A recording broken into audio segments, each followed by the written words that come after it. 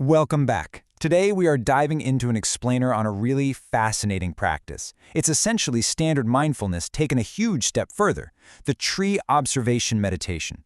We're going to break down how this ecological approach guides us into just profound stillness, exactly how you do it, and the deep psychological benefits you can actually get from it. So, grab a comfortable seat, take a breath, and let's get grounded. Okay, let's dive right into this. The absolute core philosophy of this whole practice is this idea that what is deeply rooted doesn't panic during changing seasons.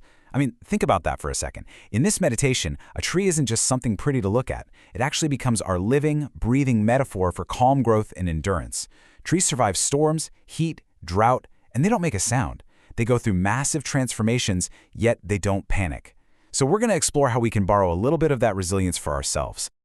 To really understand how this works, it's super fascinating to look at how the source text contrasts superficial observation with deep observation. Because, let's be honest, most of us naturally default to the superficial, right? We look, we think, we judge quickly, and we move on. But this practice, it demands deep observation. It operates on the principle that true depth only begins when our attention slows down. It's just an incredible shift from simply looking at an object to actually experiencing a relationship with a living system. Section 1. Setting the stage. Roots of the practice.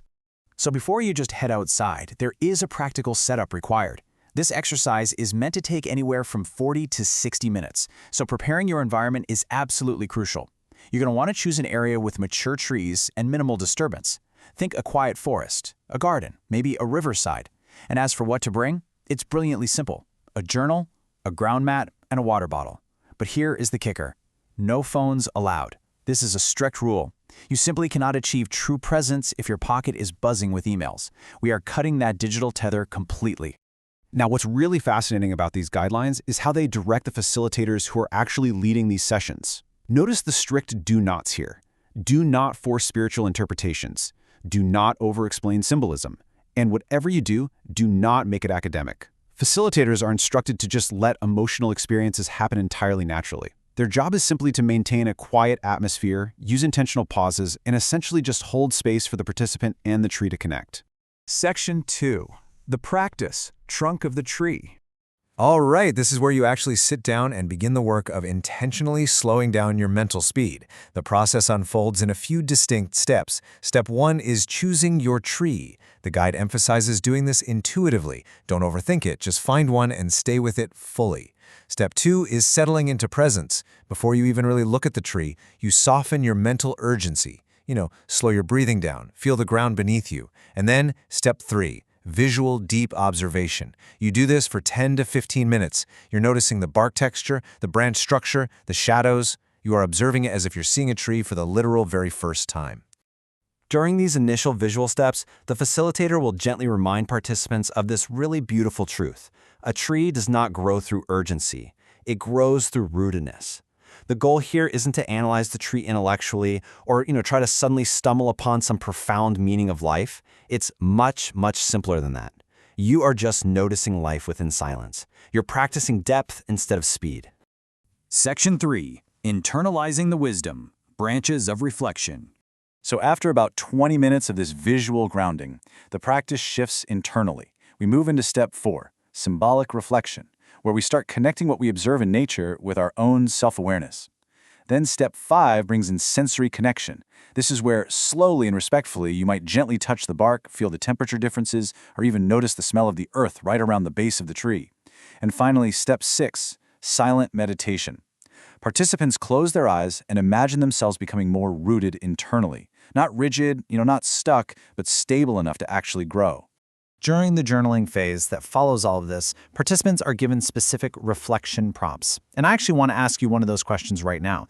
Think about your own life. Where in my life do I need stronger roots? What areas feel flimsy or maybe easily blown over by a passing breeze? It's an incredibly powerful introspective question to ask yourself once your mind has been slowed all the way down to the pace of a forest. And here's another vital prompt straight from the journal exercise. What internal storms am I facing? Just like the tree has survived weather and heat and changing seasons, you have survived your own storms too. By connecting the ecological observation of a weathered, enduring tree directly to your own self-awareness, you start to reframe your challenges. They're not disasters anymore. They're just natural seasons of growth.